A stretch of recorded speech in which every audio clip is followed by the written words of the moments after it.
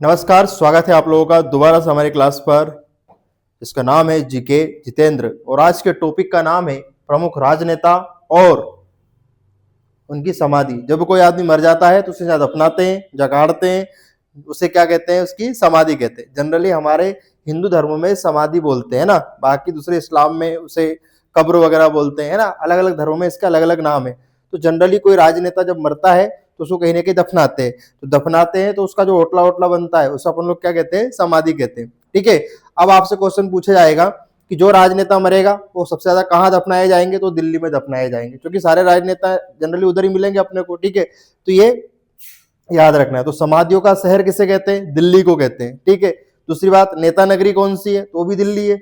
जहां मरेंगे वही काम करेंगे, जहां काम करेंगे वही मरेंगे, है ना। और आज आपको पता है एक और हमारे जो सम्मानी अजित पवार जी जो डिप्यूटी सीएम थे महाराष्ट्र के, उनका भी प्लेन क्रैश में अभी निधन हो गया है। उसके ऊपर भी मैं आप लोगों को बताऊंगा आगे जाके, है ना। तो नेता नगरी, समाधियों का शहर, रैलियों का शहर, कुछ भी आए आपको दिल्ली लगाना है ना। तो सबसे ज्यादा राजनेता जो मिलेंगे आपको दफन, वो दिल्ली में मिलेंगे। ठीक है।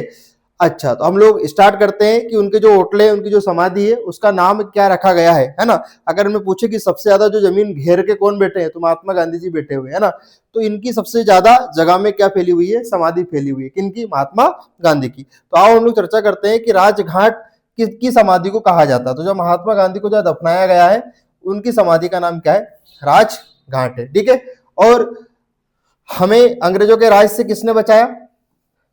महात्मा गांधी ने बचाया, आपको पता है। दूसरी बात, एक और क्वेश्चन यहां से पूछा जाएगा कि घाट घाट के पानी पीकर कौन आए थे? तो महात्मा गांधी जी आए थे। एक और कहावत है महात्मा गांधी के ऊपर कि मजबूरी का नाम क्या है? महात्मा गांधी। ये सब आप लोगों को याद रखना है। तो घाट घाट का पानी पीकर कौन आए? हमारे बापू। और बापू कौन है? महात्मा गांधी।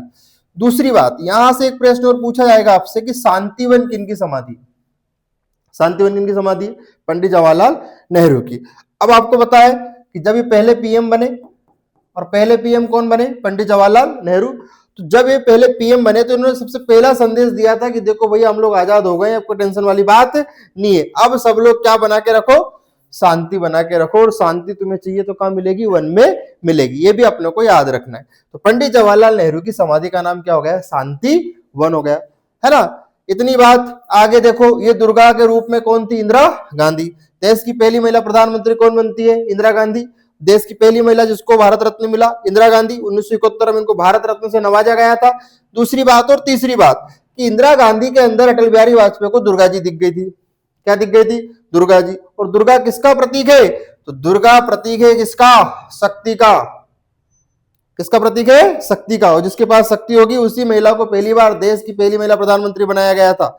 किसको बनाया गया था? इंदिरा गांधी को। और 1984 में इन्हीं के बॉडीगार्ड ने इनको गोली मार दी, ढाई ढाई उड़ा दिया इनको, है ना। रक्षक ही क्या बन गए? भक्षक बन गए। आगे देखिए, वीरभूमि। वीरभूमि किसकी समाधि का नाम है? राजीव गांधी। अब मुझे एक बात बताओ, अगर तुम्हें वीर बनना है, तो अगर तुम्हें क्या बनना है? वीर बनना है, तो थोड़ा सा अपने किसको सुधारना पड़ेगा? जीव को। और जीव से क्या बन गया? राजीव। तो राजीव गांधी। और इनको काहे से उड़ाया गया था? राजीव गांधी को बम की माला पहना दी, मतलब माला में बम था और उड़ा दिया। ठीक है। ये भी काफी वीर थे, देखा जाए तो ऐसे नहीं मरे, बम से मरे। मतलब इनको मारने के लिए कितना बड़ा षड्यंत्र किया गया था, है ना। विजय। और विजय कौन प्राप्त करेगा? बताओ जरा। तो विजय वो प्राप्त करेगा जो क्या होगा? बहादुर होगा। क्या होगा? बहादुर। विजय कौन प्राप्त करेगा? जो क्या होगा? बहादुर होगा। तो विजय घाट किसकी समाधि है? लाल बहादुर शास्त्री। और ये भी मरे हैं बेटा, आपको पता है लोगों ने इनको जहर दे दिया था। देश के बाहर मरने वाले पहले पीएम का नाम बताइए? लाल बहादुर शास्त्री। 11 जनवरी सन 1966 को इन्होंने अपना शरीर त्याग दिया था और कुछ षड्यंत्रकारियों ने इनको जहर दे दिया था ताशकंद में, और इनकी क्या हो गई थी? मृत्यु हो गई थी। प्रश्न पूछा जाता है कि देश के बाहर मरने वाले पहले प्रधानमंत्री का नाम बताइए, तो क्या नाम था? लाल बहादुर शास्त्री। काफी बहादुर थे, तभी तो देश के बाहर गए और ताशकंद समझौते में इन्होंने हिस्सा लिया और क्या प्राप्त की थी? विजय।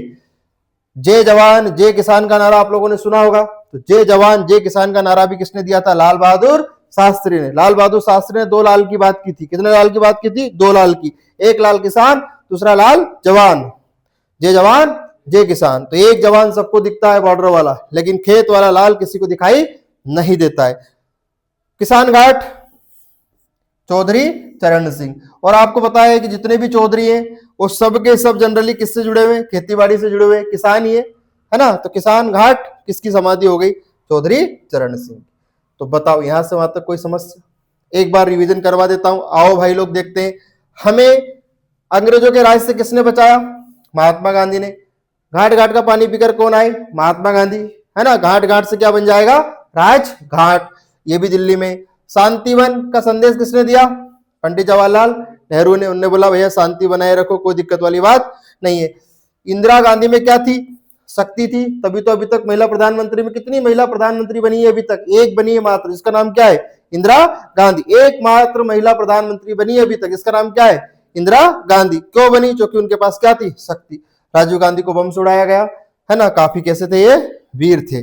दूसरी बात, विजय कौन प्राप्त करेगा, जो बहादुर होगा। किसान कौन है, चौधरी साहब, चौधरी चरण सिंह। इतनी बात समझ में आ गई क्या, बोलो हाँ। आगे देखिए, अभय घाट। अभय घाट समाधि किसकी बेटा, मोरारजी देसाई। अब इसको कैसे याद रखेंगे आप ही बताइए। तो इसको याद रखने का मैं आपको तरीका बताता हूं कि यहां देखो क्या लिखा है, मोर। क्या लिखा है, मोर। और यहाँ क्या लिखा, आ भाई, है ना। तो किसी ना किसी को तो अपने को बुलाना पड़ेगा कि आ भाई इधर आ भाई इधर आ, मैं तेरे को क्या दिखाता हूँ, मोर दिखाता हूँ। आ भाई इधर आ, मैं तेरे को क्या दिखाता हूँ, मोर। नाम क्या पड़ गया, मोरारजी देसाई। अब यहां देखो, महाप्रयाण घाट, क्या लिखा है, राजेंद्र प्रसाद।